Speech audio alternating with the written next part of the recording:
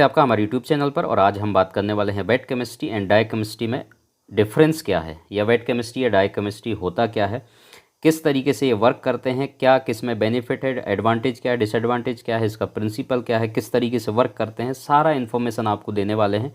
Video अंत तक देखेंगे तो ज़्यादा बेहतर आपको नॉलेज मिलेगा, ज़्यादा बेहतर समझ में आएगा। अगर बीच में कुछ इंपॉर्टेंट MCQs वगैरह हैं तो वो भी आपके कंप्लीट होते जाएंगे, ठीक है। तो कंप्लीट वीडियो ज़रूर देखना आप। तो इसमें जैसे कि आपको सामने आपको इमेज दिखाई दे रहा है, ये एक तरफ हमने आपको BA400 जो बायो सिस्टम दिखाया हुआ है, इस एनालाइज़र के बारे में ऑलरेडी प्रैक्टिकली बहुत सारे वीडियोस हमने अपने यूट्यूब चैनल पर इसी में हमने बनाए हुए हैं। इसका प्रोसीजर क्या है, किस तरीके से टेस्ट परफॉर्म करते हैं, इसके बारे में बता चुके हैं। ये बाजू में जो आपको दिख रहा है ये ड्राई केमिस्ट्री का एनालाइज़र है, ठीक है। तो कंप्लीट हम स्टेप बाय स्टेप समझते हैं। सबसे पहले हम देख लेते हैं आपके वेट केमिस्ट्री का एनालाइज़र। जैसे यहाँ पर आपको BA400 का एनालाइज़र देखने को मिल रहा है, और इसमें आपको अलग अलग रोबोटिक आर्म देखने को मिलते हैं, ठीक है। तो सबसे इंपॉर्टेंट पार्ट्स जो इसमें होते हैं रोबोटिक आर्म होते हैं। ये अलग अलग रोबोटिक आर्म आपको देखने को मिल रहे हैं। तो ये रोबोटिक आर्म बहुत इंपॉर्टेंट हैं। क्यों हैं? ये ही जो हैं आपके सैंपल को टेस्ट लगाने का जो मैनुअल प्रोसेस आपका होता था पहले, जो सेमी ऑटोमेटिक में आप करते थे, अपने हैंड से काम करते थे, ये सारा प्रोसेस इनके द्वारा होता है। यहाँ से रिएजेंट लेने का काम और यहाँ से सैंपल लेने का काम ये आपके आर्म्स के द्वारा किया जाता है। तो ये बहुत एक इम्पोर्टेंट इसमें पार्ट्स होते हैं। समझ में आ रहा है? इसके बारे में भी हम डिटेल में ऑलरेडी बात कर चुके हैं। इसके अलावा आप देखेंगे इसमें तो आपका जो क्यूवेट है और वॉशिंग स्टेशन है, ठीक है, ये भी बहुत इंपॉर्टेंट है। तो क्यूवेट जो सेमी ऑटोमेटिक एनालाइज़र में होता था, सेमी में, वो कितना होता था? केवल एक क्यूवेट होता था, और एक क्यूवेट से आप टेस्ट लगाते थे, इसको वॉशिंग करते थे, बाकी ये सारा प्रोसेस होता था, ठीक है। एक ही क्यूवेट होता था, उसी को वॉश करना है। उस सेमी ऑटोमेटिक एनालाइज़र में क्या होता है, वॉशिंग करोगे, एक ही क्यूवेट वहाँ पर रहता है, ठीक है। उसी में आप जो भी टेस्ट परफॉर्म करते हैं, सेट करते हैं, उसके बाद यहाँ पर रिएजेंट और सैंपल को मिक्स करके आप पिला देते हैं। उसके बाद इसमें क्यूवेट में टेस्ट लगता है, फिर उसके बाद आप इसको वॉश करते हैं, फिर अगेन दोबारा इसी में आपको टेस्ट परफॉर्म करता रहे। तो एक बार में आप एक ही टेस्ट परफॉर्म कर सकते हैं, किसमें? सेमी ऑटोमेटिक बायोकेमिस्ट्री एनालाइज़र में। लेकिन इसमें आपको ऐसा नहीं है, ठीक है। क्यूवेट आपको ये जो गोल घेरा दिखाई दे रहा है, इसमें बहुत सारे क्यूवेट्स हैं। किसी में 70 होता है, 80 होता है, 100 होता है, उससे भी ज़्यादा हो सकते हैं। तो जितने ज़्यादा क्यूवेट उतने ज़्यादा टेस्ट आप लगा सकते हैं, ये इसकी खासियत होती है, ठीक है। तो एक बार में बहुत सारे टेस्ट आप इस एनालाइज़र के द्वारा इस क्यूवेट में आप लगा सकते हैं। इसमें बहुत सारे क्यूवेट्स हैं, सिंपल। उसके बाद जो दूसरा इंपॉर्टेंट चीज़ होता है ये वॉशिंग स्टेशन। तो वॉशिंग स्टेशन जितना यहाँ पर सैंपल आप लगाएंगे या रिएजेंट लेने के बाद, ठीक है, और ये जो आर्म्स हैं आपके, तो इसमें भी यहाँ पर जो आपको दिखाई दे रहे होंगे ये इनके वॉशिंग स्टेशन होते हैं।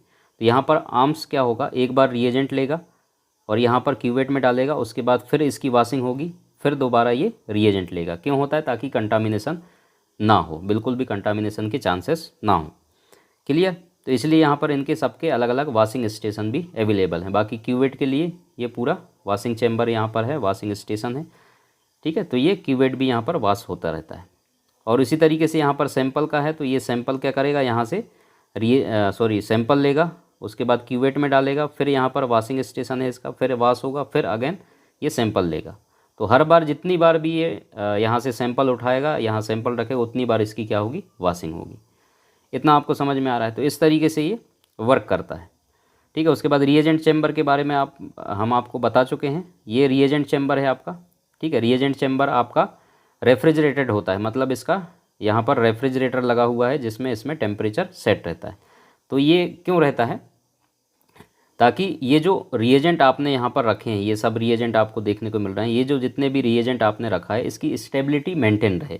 मतलब ये इनका ख़राब होना, मतलब जल्दी ख़राब ना हो, इसलिए आप इसको बार बार तो आप फ्रिज में उठा करके रखेंगे नहीं, ठीक है। आपने एक बार कैप खोल दिया और कैप अलग अलग रखेंगे, हो सकता है कैप चेंज हो जाए, तो ये बहुत सारी चीज़ें होते हैं। तो हमने एक बार इसमें रख दिया और इसमें रेफ्रिजरेटेड है ये पूरा, तो इसमें ये टेम्परेचर मेंटेन करके रखता है। तो उसको एक ऑन बोर्ड स्टेबिलिटी भी बोलते हैं। मतलब एक बार रिएजेंट रखने के बाद ये रिएजेंट कितनी देर तक आपका वर्क करता है। कुछ रिएजेंट, कुछ टेस्ट के रिएजेंट क्या होते हैं, जल्दी ख़राब हो जाते हैं, ठीक है। तो जल्दी ख़राब हो जाते हैं तो क्या होगा, वो रिजल्ट गलत देगा। तो इसके लिए हम क्या लगाते हैं, कंट्रोल लगाते हैं। क्या लगाते हैं, कंट्रोल।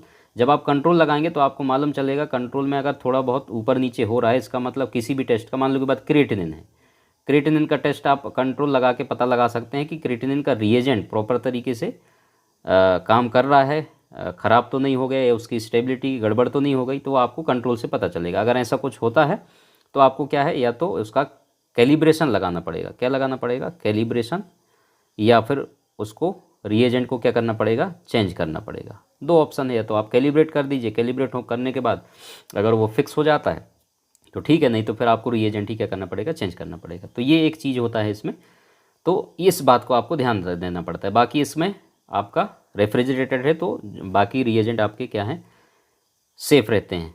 ठीक है, सिंपल भाषा में इतना आपको समझ में आ गया। बाकी ये सैंपल चैम्बर है, सैंपल चैम्बर आप देख सकते हैं इस तरीके से, ये पूरा आपका सैंपल चैम्बर है। तो इस चैम्बर में आप बहुत सारे टेस्ट के जो सैंपल आपके पास आए हैं वो सैंपल आप इसमें रख सकते हैं। ठीक है, सिंपल है, इसमें सेंट्रीफ्यूज करना है। सेंट्रीफ्यूज करने के बाद आप क्या कर दीजिए, इसमें आपको अलग से नहीं, वही का वही सेम वाइल, बारकोडेड जो वाइल रहते हैं वो वाइल आप इसमें रख देते हैं। ऊपर सीरम रहता है आपका, नीचे सेडिमेंटेशन, तो सीरम से ये टेस्ट परफॉर्म कर लेता है। ठीक है, छोटी छोटी बातें ध्यान में रखना रहता है। बाकी ये आप पहले ही कंप्यूटर में प्रोग्रामिंग कर देते हैं कि कौन से सैंपल में, बारकोडेड सैंपल जो रहते हैं उसमें कितने टेस्ट लगाने हैं। तो इस कंप्यूटर के माध्यम से इन आर्म्स को क्या चला जाता है, एक मैसेज या संदेश चला जाता है कि इस नंबर के इस वाइल से 5 टेस्ट लगने हैं, मान लो की बात। तो ये आर्म्स क्या करेगा, 5 बार यहाँ से सैंपल उठा करके इन क्यूवेट्स में, अलग अलग क्यूवेट्स में रख देगा। ठीक है, तो इसको मैसेज पहुँच जाता है। तो इस तरीके से ये फंक्शन करता है। जैसे यहाँ पर ये रिएजेंट के आर्म्स होते हैं। ठीक है, ये 2 रिएजेंट के आर्म्स हैं। तो ये एक अच्छी बात है कि यहाँ पर दोनों जो रिएजेंट, कई रिएजेंट ऐसे होते हैं कुछ टेस्ट के जिसमें 2 रिएजेंट होते हैं, रिएजेंट 1 और रिएजेंट 2। ठीक है, तो ये जैसे मान लो के बाद रिएजेंट 1 को अगर पिक कर रहा है तो ये दूसरा आर्म रिएजेंट 2 को पिक कर रहा है। ठीक है, तो उसी तरीके से ये रिएजेंट यहाँ से लेगा और उसके बाद क्यूवेट में डालेगा और फिर वास होगा, फिर दोबारा से दूसरा रिएजेंट लेगा। इस तरीके से ये रिएजेंट 2 कर रहा है तो रिएजेंट 2 लेकर के फिर वास होगा। इस तरीके से ये वाले आर्म्स काम करते हैं। ठीक है, अब इसको हम, ये सारा प्रोसीजर आपको देखने को मिल जाता है, मैं प्रैक्टिकल वीडियो भी बता दिया। तो इसको हम वेट केमिस्ट्री क्यों बोलते हैं, सबसे इम्पोर्टेंट सवाल। ठीक है, वेट का मतलब क्या होता है, गीला बोल सकते हैं आप सिंपल सा भाषा में। ठीक है, और ड्राई का मतलब क्या होता है, सूखा। ठीक है, तो इम्पोर्टेंट चीज़ हमने ड्राई केमिस्ट्री को समझना है, ड्राई केमिस्ट्री किस तरीके से फंक्शन करता है। बाकी वेट केमिस्ट्री तो आप लगाते ही होंगे, वेट केमिस्ट्री तो सिंपल सा एक रीज़न है कि इसको वेट केमिस्ट्री बोलने का, इसमें वाटर का रिक्वायरमेंट सबसे ज़्यादा है। किसका, वाटर का, पानी का। अब पानी की रिक्वायरमेंट ज़्यादा तो है ही, क्यों है, क्योंकि हमने देखा रीज़न क्या है इसका, ये जितनी बार इन आर्म्स को ये फंक्शन करेंगे उतनी बार इनको वॉशिंग की भी ज़रूरत है। ठीक है, उतना ही ये क्यूवेट में जब टेस्ट लगेंगे उतने बार इस क्यूवेट्स को क्लीन भी करना है, तो इसमें भी आपको वॉशिंग की रिक्वायरमेंट है। कुल मिलाकर कहने का मतलब इसमें हर स्टेप में आपको क्या है, वॉशिंग की ज़रूरत पड़ रही है। तो जितनी बार वॉशिंग की ज़रूरत पड़ रहा है उतना बार वाटर का कंज्यूम इसमें, या वाटर जो है उतना ज़्यादा ये लेगा, ये मशीन वाटर का खपत या पानी का खपत जो है उतना ज़्यादा इसमें बढ़ेगा। इतना क्लियर समझ में आ गया। तो इसलिए इसको क्या बोलते हैं, हम वेट केमिस्ट्री बोलते हैं, क्योंकि इसमें वाटर की रिक्वायरमेंट ज़्यादा है। अब वाटर की रिक्वायरमेंट तो है, अच्छी बात है, लेकिन वाटर की क्वालिटी भी सबसे ज़्यादा इम्पोर्टेंट है। क्या चीज़, वाटर की क्वालिटी। इसमें सबसे बड़ी चीज़, इस बात को ध्यान देना पड़ता है। ये आपको इंस्ट्रूमेंट आपको देखने को मिल रहा होगा, ये डिस्टिल वाटर यहाँ पर आप कह सकते हैं। ठीक है, वाटर को फिल्टर करके जो भी एबनॉर्मलिटीज़ होती है उसमें वो सब चीज़ें हटाया जाता है सिंपल तरीके से, और इसका TDS चेक करना पड़ता है।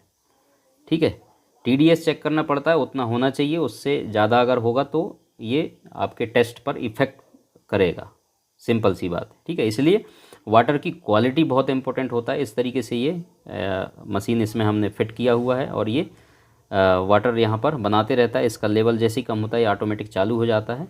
तो इस तरीके से ये फंक्शन करता है, और ये ऑटोमेटिक आपके मशीन से जुड़ा हुआ रहता है। ठीक है, जितना पानी की रिक्वायरमेंट होता है उतना मशीन पानी इससे लेता रहता है। तो ये एक इम्पोर्टेंट चीज़ है। ठीक है, बाकी मैंने समझा दिया आपको पानी की ज़रूरत इसमें क्यों है, वो सारी चीज़। बाकी स्टेबिलिटी ऑफ रिएजेंट, रिएजेंट भी पूरा आपका क्या है, लिक्विड फॉर्म पे। रिएजेंट आपके सारे के सारे कैसे हैं, लिक्विड फॉर्म में। ठीक है, अब जब आप ये टेस्ट परफॉर्म करते हैं तो ये जो मैंने ग्राफ आपको बताया हुआ है, ग्राफ यहाँ पर, इसको मैं समझा देता हूँ। जब आप टेस्ट परफॉर्म करते हैं तो टेस्ट आपके दो तरीके के होते हैं, एक एंड पॉइंट होता है, ठीक है, और जो सेमी ऑटोमेटिक में आप टेस्ट परफॉर्म करते हैं एक एंड पॉइंट होता है और एक काइनेटिक होता है, ठीक है, दो तरीके के आप पढ़ते हैं। लेकिन जब आप फुल्ली ऑटोमेटिक बायोकेमिस्ट्री एनालाइजर में टेस्ट करते हैं तो वो सारे के सारे टेस्ट आपके काइनेटिक हो जाते हैं। ये क्यों हो जाते हैं, उसके पीछे रीज़न क्या है, रीज़न मैं आपको बता देता हूँ। रीज़न ये है कि ये जो आपको क्यूवेट देखने को मिल रहे हैं यहाँ पर, ठीक है, तो ये क्यूवेट क्या होता रहता है, ये घूमते रहता है, मतलब हर एक साइकिल में एक रीडिंग लिया जाता है इस एनालाइजर के द्वारा, ठीक है, उसकी एब्जॉर्बेंस यहाँ से रीड किया जाता है।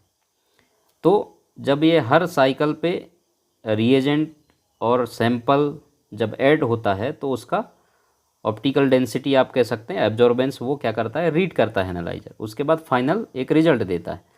तो जैसे ही उसने रिएजेंट लिया तो इस तरीके से ये ग्राफ ऊपर जाएगा, फिर उसके बाद सैंपल जैसे ही उसमें ऐड कर दिया, सैंपल के बाद सैंपल लिया तो सैंपल जैसे डाला, सैंपल डाला तो इस तरीके से ग्राफ इतना आ जाएगा। उसके बाद रिएजेंट उसमें ऐड किया, कलर डेवलप होगा, इस तरीके से ये हो जाएगा। फिर धीरे धीरे जैसे जैसे होगा, जैसे ये शुगर के केस का मैं आपको बता रहा हूँ, ठीक है, तो इस तरीके से ये होता जाएगा, ठीक है। और बाकी आपके AST ALT जैसे टेस्ट हैं, ठीक है, तो आपको इस तरीके से ग्राफ देखने को मिलता है। जैसे ही आपने सैंपल लिया तो इस तरीके से इतना हो जाएगा, फिर उसके बाद आपने रिएजेंट ऐड किया तो ये ग्राफ इस तरीके से बढ़ जाएगा, ठीक है, फिर इस तरीके से ये ग्राफ बनता है। तो ये होता है। बाकी जो रीडिंग है हम सेमी ऑटोमेटिक में जैसे एंड पॉइंट है तो एक ही बार में ले लेते हैं, बाकी अलग अलग रीडिंग आप किस में, काइनेटिक में लेते हैं, इसलिए उसका नाम काइनेटिक पड़ता है, हम उसमें नहीं जा रहे हैं। बाकी मैं ये आपको डाउट इसमें क्लियर कर दे रहा हूँ कि जो फुल्ली ऑटोमेटिक एनालाइजर है उसमें हर साइकिल में एक रीडिंग लिया जाता है, चाहे वो एंड पॉइंट टेस्ट हो आपका या फिर काइनेटिक हो, इसमें फ़र्क नहीं पड़ता, ठीक है। तो ये डाउट आपका क्लियर हो गया। बाकी प्रोग्रामिंग की अगर हम बात करें, प्रोग्रामिंग अभी इसके बाद बहुत इंटरेस्टिंग टॉपिक आने वाला है, आप कंप्लीट वीडियो देखना, ठीक है। प्रोग्रामिंग की अगर हम बात करें, जैसे आप सेमी ऑटोमेटिक एनालाइजर में प्रोग्रामिंग करते हैं, ठीक है, हर टेस्ट का एक प्रोग्रामिंग आप करते हैं, उसमें आप वेवलेंथ सेट करते हैं, मेथड सेट करते हैं, ठीक है, फिल्टर सेट करते हैं, सैंपल की वॉल्यूम कितनी होनी चाहिए, रिएजेंट की वॉल्यूम कितना होना चाहिए, ये सारा चीज़ आप सेट करते हैं। प्रोग्रामिंग मैंने वीडियो भी बताया है, सेमी ऑटोमेटिक एनालाइजर में हम प्रोग्रामिंग कैसे करते हैं, वो आप देखें, समझ में आ रहा है, बहुत सिंपल। उसी तरीके से इसमें भी हम प्रोग्रामिंग करते हैं हर टेस्ट का, समझ में आ रहा है, प्रोग्रामिंग करना पड़ता है, तो उसी हिसाब से फिर वो आपका एनालाइजर वर्क करता है। तो प्रोग्रामिंग तो इसमें भी होता है, लेकिन अलग अलग मशीन में अलग अलग मेथड के द्वारा टेस्ट परफॉर्म किए जाते हैं, तो उनकी प्रोग्रामिंग सबकी अलग अलग होती है, सबका एक जैसे नहीं होता है, ठीक है। डिफरेंट एनालाइजर में डिफरेंट मेथड यूज किए जाते हैं और बाकी चीज़ें आप सब समझ सकते हैं। और इसमें एक इम्पॉर्टेंट चीज़ है रिएजेंट का पोजीशन।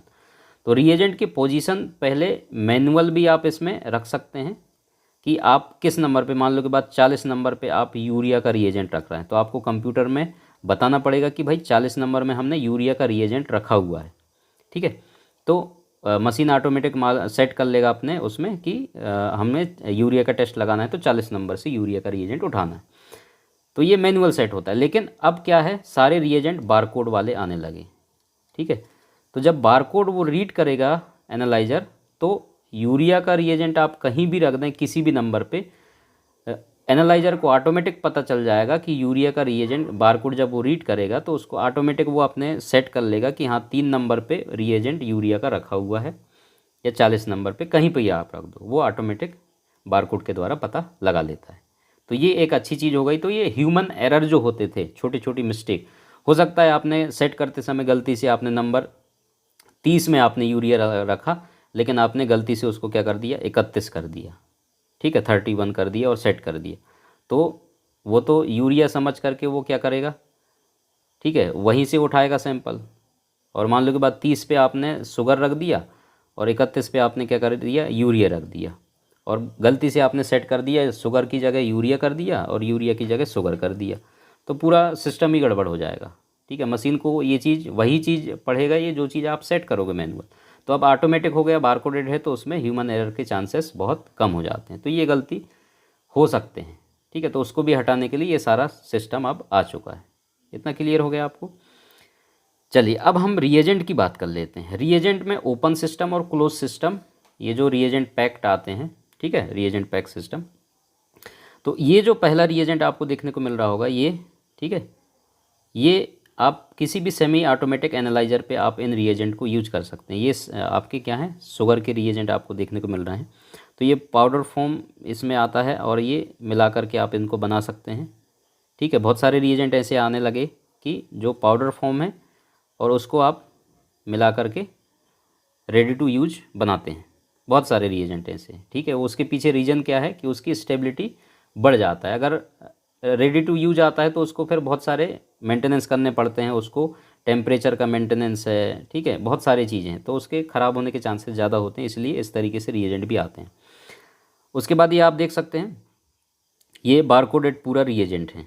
ठीक है, ये मैं आपको दिखा रहा हूँ।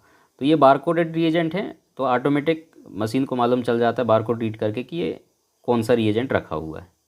ठीक है, तो ये रिएजेंट हम एनालाइजर पे जो यूज करते हैं इस तरीके से आपको देखने को मिलता होगा।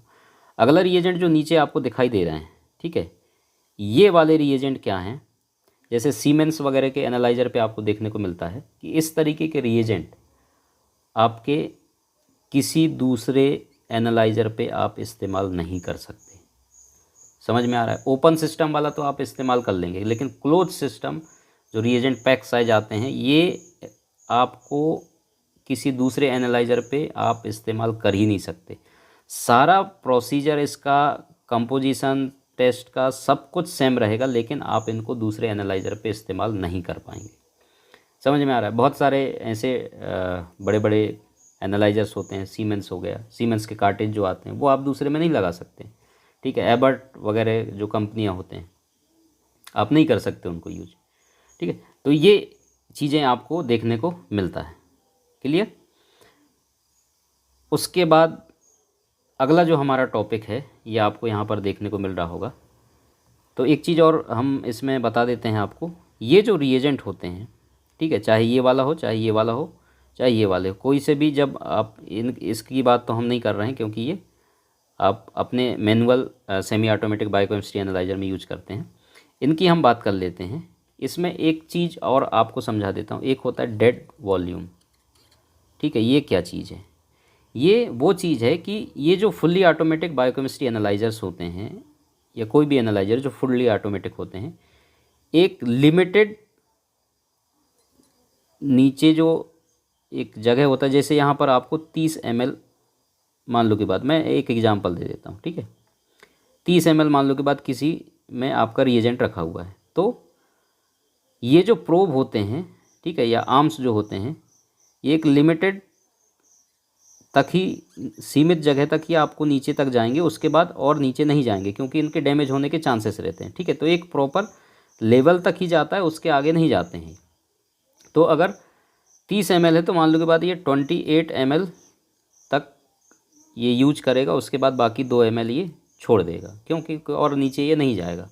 तो इसको डेड वॉल्यूम बोलते हैं। अब तो ml वगैरह से उसमें शो नहीं करता, बाकी ml भी होता है, शो करता है, लेकिन अब नंबर ऑफ टेस्ट शो करता है। ठीक है, कि इस रिएजेंट से कितने टेस्ट लग सकते हैं वो नंबर आपका एनालाइजर बताते रहता है। जैसे जैसे ये कम होते जाता है वैसे वैसे वहाँ पर इंडिकेट करते रहता है। तो फुल्ली ऑटोमेटिक का मतलब वही होता है कि हर चीज़ इंडिकेट आपको मिलते रहता है, आपको बार बार ये रिएजेंट चेक नहीं करने रहते हैं। इसका ऑटोमेटिक आपका सारा चीज़ वहाँ पर शो होता है।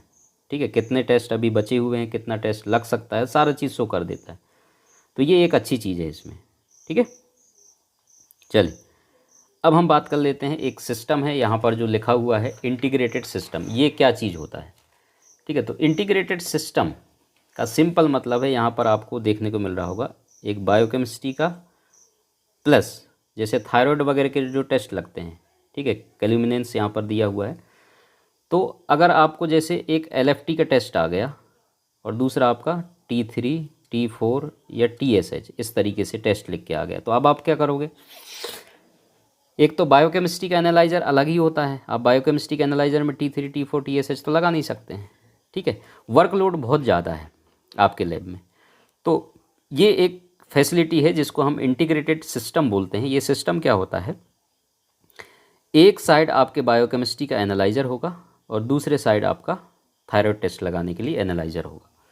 ठीक है, सैंपल आप एक ही जगह रखोगे, सैंपल आपने एक जगह रख दिया, ये क्या करेगा सिस्टम, कंप्यूटर सिस्टम एक ही है कंट्रोल करने के लिए, अलग नहीं है।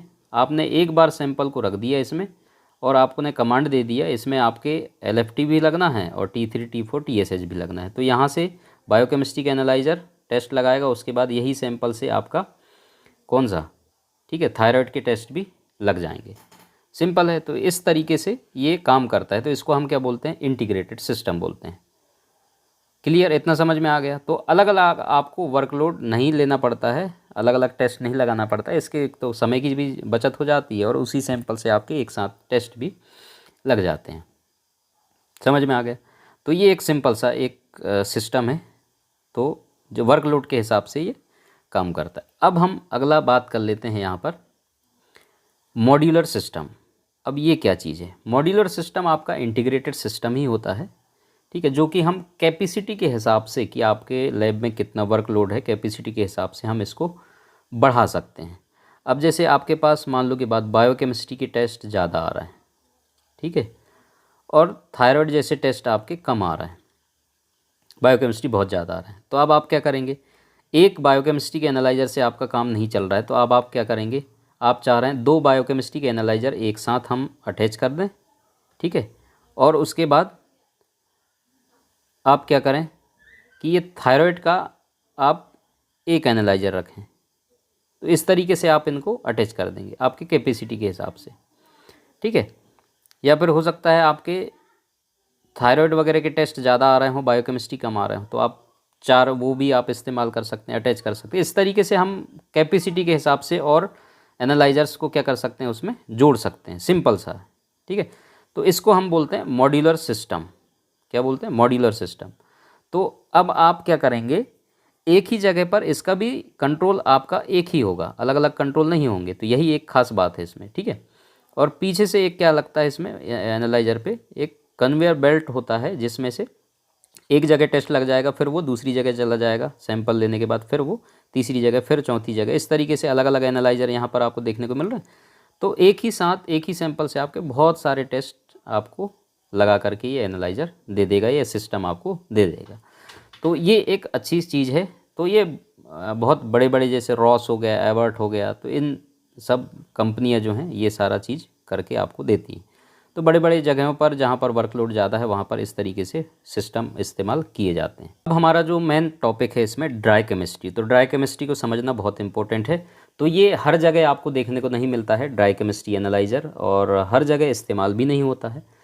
बहुत ही रेयर आपको लेबोरेटरीज़ में देखने को मिलेंगे, ठीक है, लेकिन इस्तेमाल होता है ये, ठीक है। तो हम इसको समझते हैं ड्राई केमिस्ट्री होता क्या है। तो ड्राई केमिस्ट्री नाम से ही स्पष्ट है, ड्राई का मतलब क्या होता है, सूखा, जिसमें आपको क्या चीज़, वाटर का इस्तेमाल नहीं के बराबर, मतलब ना के बराबर, ठीक है, वाटर इस्तेमाल इसमें नहीं होगा, वही चीज़ है। अब इसको समझेंगे, जैसे ये जो OCD कंपनी जो होते हैं, ठीक है, ऑर्थो क्लिनिकल डायग्नोस्टिक, ये सब कंपनी जो है इनको बनाते हैं, जैसे विट्रॉस इसका ट्रेड नेम जो होता है, ठीक है, अलग अलग मॉडल से आते हैं ये, ठीक है, तो मार्केट में अवेलेबल हैं ये। और इसमें टेस्ट के लिए आपके रिएजेंट नहीं होते हैं, टेस्ट के लिए आपके कार्टेज आते हैं, या चिप आप बोल सकते हैं, जैसे अलग अलग कार्टेज होते हैं, ठीक है, तो उस तरीके से आते हैं। अभी हम आगे दिखाएंगे क्या चीज़ होते हैं वो। तो वो चीज़ इसमें कैसेट्स वगैरह आप बोल सकते हैं उसको, जो रिएक्शन करने में हेल्प करता है, ठीक है। तो जो भी रिएजेंट होते हैं वो सारे चीज़ उस चिप में या उस कैसेट में ही होते हैं। अलग अलग टेस्ट के अलग अलग चिप आते हैं या कैसेट्स आते हैं, उसी में आप टेस्ट लगा सकते हैं उसमें, ठीक है। तो अब हम इसमें बात करेंगे, ये आपको सामने देखने को मिल रहा है, जैसे ये रिएजेंट है, ठीक है, ये आपकी यूरिया का रिएजेंट है, यूरिया का इसमें दो रिएजेंट आपके हैं। तो ये क्या है, लिक्विड फॉर्म में है। कौन से फॉर्म में है, लिक्विड फॉर्म में। ये आपके वेट केमिस्ट्री में इस्तेमाल होगा, लेकिन ये जो ड्राई केमिस्ट्री है, ड्राई केमिस्ट्री में आपको लिक्विड फॉर्म में नहीं आएगा। ये कौन से फॉर्म में आएगा, पाउडर फॉर्म। जैसे कि आपको मार्केट में बहुत सारी चीज़ अवेलेबल होता है ना, क्या चीज़, जैसे सूप आता है, तो सूप आता है जो ड्राई फॉर्म में है, ठीक है। आप घर में आइए, ड्राई फॉर्म में आप पैकेट लाइए, वो ज़्यादा देर तक टिकता भी है। और उसमें आप पानी मिला दीजिए, पानी मिला देंगे तो आपका सूप क्या हो जाएगा, तैयार हो जाएगा। सिंपल। इसी तरीके से ये ड्राई फॉर्म में है, जैसे ही आप इसमें सीरम ऐड कर देंगे ये रिएक्शन करेगा उसके साथ, इसको पानी मिल गया, सीरम से पानी मिल जाता है इसको, तो वो चीज़ रिएक्शन करके कलर डेवलप होगा, उसके बाद ये टेस्ट दे देता है। सिंपल है, इसमें अलग से कोई पानी की रिक्वायरमेंट वगैरह नहीं होता है, तो यही इसकी एक खास बात होता है। सिंपल। तो अब हम इसको समझेंगे कि भाई ये जो आपको कैसे देखने को मिल रहे हैं, इसके अंदर ये फंक्शन कैसे करता है, इसमें क्या प्रिंसिपल है, वो चीज़ हम समझेंगे। ये आपको इमेज में दिखाई दे रहा है, तो ये वही कैसेट है जो हमने आपको बाजू में दिखाया था। ड्राई केमिस्ट्री कार्टेज लेयर है, कार्टेज आप इसको बोल सकते हैं। तो इसमें अलग अलग लेयर आपको देखने को मिल रहा है, ठीक है। तो ये जो लेयर आपको देखने को मिल रहा है स्प्रेडिंग लेयर, स्प्रेडिंग नाम से ही स्पष्ट है, फर्स्ट लेयर है, ठीक है। तो यहाँ पर आप क्या है, सबसे पहले आप ये सैंपल यहाँ पर डालेंगे। स्प्रेडिंग लेयर में क्या होगा, सैंपल टूट करके जो है पूरे एरिया में क्या हो जाएगा, ये स्प्रेड हो जाएगा या फैल जाएगा, ठीक है। तो इस लेयर में क्या होगा, स्प्रेडिंग का काम हो गया। क्लियर। उसके बाद है, तो जो अगला जो लेयर आपको देखने को मिल रहा है यहाँ पर, नेक्स्ट लेयर, ठीक है, स्क्वेंजर लेयर जो यहाँ पर देखने को मिल रहा है, तो इसका काम क्या होता है, बहुत सारे चीज़ें ऐसे हैं जो टेस्ट रिजल्ट में आपको प्रभाव करेगा या इफ़ेक्ट करेगा, ठीक है। जैसे लिपिड्स, एचबी वगैरह होगा, टर्बिडिटी, ये सारी चीज़ें, तो ये सारी चीज़ें इस लेयर में क्या हो जाएगा, प्रोटेक्ट हो जाएगा। ये जो लेयर आपको दिख रहा है, ठीक है, इस लेयर में क्या हो जाएंगे, वो प्रोटेक्ट हो जाएंगे या यहाँ रुक जाएंगे, ठीक है, ताकि क्लियर सीरम जो है अलग होकर के नेक्स्ट स्टेप में जाएगा। तो नेक्स्ट स्टेप आपका कौन सा है यहाँ पर, रीएजेंट लेयर, ठीक है। कौन सा लेयर है यहाँ पर, रीएजेंट लेयर। तो यहाँ पर सारी चीज़ें रुक गए। पहले स्टेप में आपने लेयर में क्या डाल दिया, सैंपल डाल दिया। उसके बाद दूसरा लेयर आपने स्प्रेड हो गया पूरा प्रॉपर तरीके से। उसके बाद नेक्स्ट लेयर में क्या हो गया, जो अनवांटेड चीज़ें हैं वो क्या हो गया, यहाँ पर अलग हो गए। अब जो रिएजेंट लेयर है, यहाँ पर आपका जो भी टेस्ट है उसका यहाँ पर क्या है, रिएजेंट है। क्लियर हो रहा है आप। तो ये कार्टेज एक स्पेसिफिक टेस्ट के लिए एक ही कार्टेज यूज होगा, ठीक है। उसके बाद इसका कोई काम नहीं है।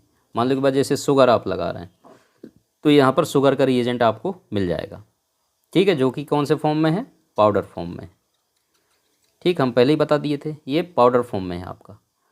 तो सीरम से यहाँ पर आपको क्या मिल जाएगा, पानी मिल जाएगा, और रिएजेंट पाउडर फॉर्म में है, तो पाउडर फॉर्म में जो रिएजेंट है वो सीरम से क्या हो जाएगा, मिल जाएगा, ठीक है।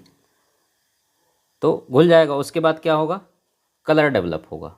क्या डेवलप होगा, कलर डेवलप होगा। रिएक्शन होगा, रिएक्शन होगा तभी वहाँ पर क्या है, कलर डेवलप होगा। अब जो अगला लेयर यहाँ पर देखने को मिल रहा है, इंडिकेटर लेयर, ठीक है।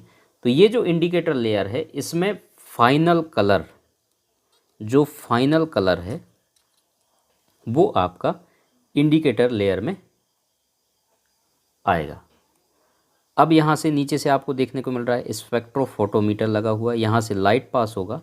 जब यहाँ से लाइट पास होता है, ठीक है, तो वो यहाँ से क्या होगा, इंडिकेटर लेयर आपको देखने को मिल रहा है, यहाँ से रिफ्लेक्ट होगा, और वही जो लाइट रिफ्लेक्ट हो रहा है उसी को हम क्या करते हैं, मेज़र करते हैं, ठीक है।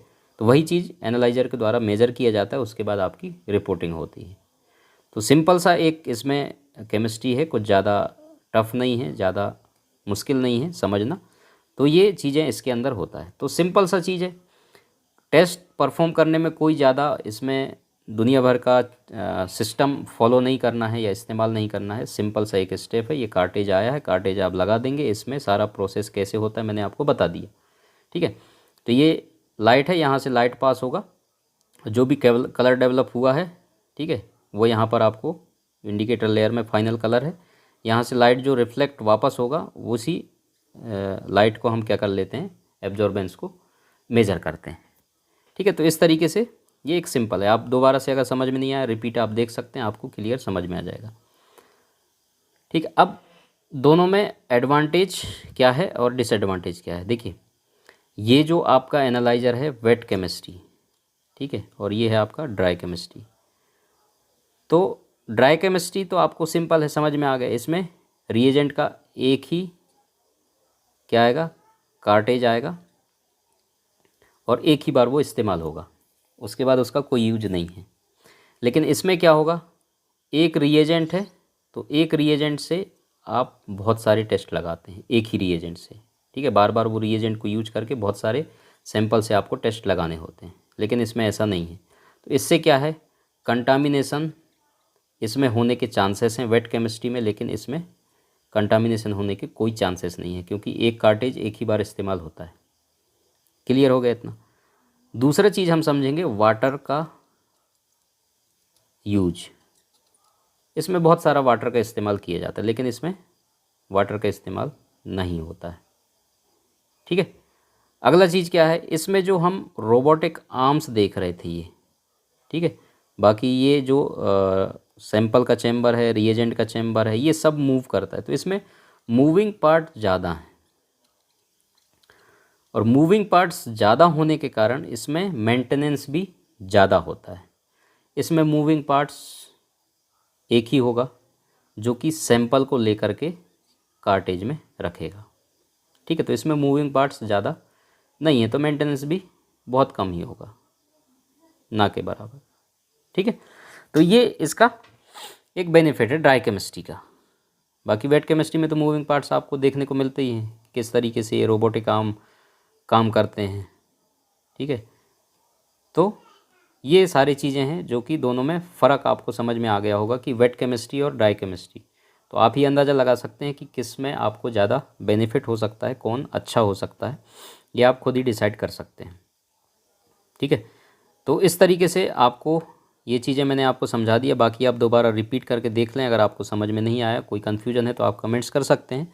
बाकी मैं आशा करता हूँ कि मैंने कोशिश पूरा किया है आपको अच्छे तरीके से समझाने का अपने भाषा में, कि वेट केमिस्ट्री और ड्राई केमिस्ट्री में फ़र्क क्या है, किस तरीके से काम करता है। तो thank you so much video देखने के लिए, और वीडियो ज़्यादा से ज़्यादा अपने दोस्तों में शेयर करना, चैनल को सब्सक्राइब करना, बेल आइकन दबाना, ताकि इसी तरीके से हम इंटरेस्टिंग और नॉलेजेबल वीडियो अपने चैनल पर डालते रहते हैं। और आपको MCQs वगैरह देखना है तो हमारा सेकंड चैनल भी है, दिनेश कुमार BMLT के नाम से, वहाँ MCQs हम क्लासेस लेते हैं, तो वो भी आप जा कर के देख सकते हैं। Thank you so much.